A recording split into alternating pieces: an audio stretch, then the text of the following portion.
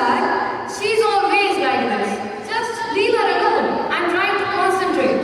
Yeah, I'll handle the paperwork. No, I don't need much help. Students quickly formed groups. Anamika hesitates. Finally, she took a deep breath and approached a group of 3 girls. Hey guys, can I join your group? I have some really good ideas for this project. Sorry, we're all very fun. Besides, we are aiming for an A here. We need people who can contribute, not just, well, you know. Alright everyone, settled? Anamika, you can work independently. Anamika's gaze drifts.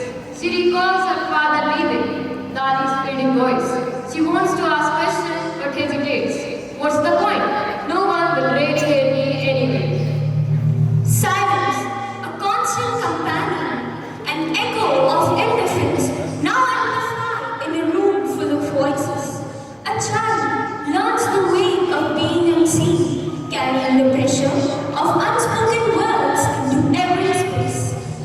Days of strange silence followed the tense exchange. One evening,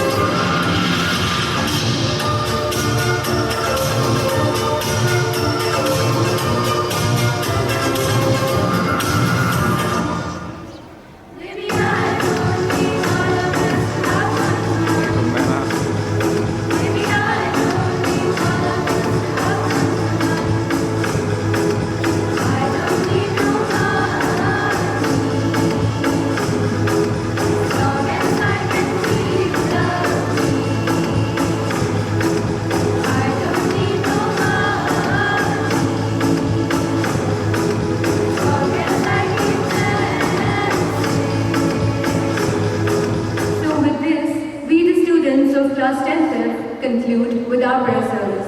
It is a heartfelt gratitude that I take this moment to thank our Honorable Principal, Sister Ann Joycey, and respected teachers for their support and guidance. I would also like to acknowledge our staff members for their hard work and coordination. And finally, to everyone present here, thank you for being such an attentive and phenomenal audience. So, let us carry the lessons and inspirations from today as we move forward. Thank you.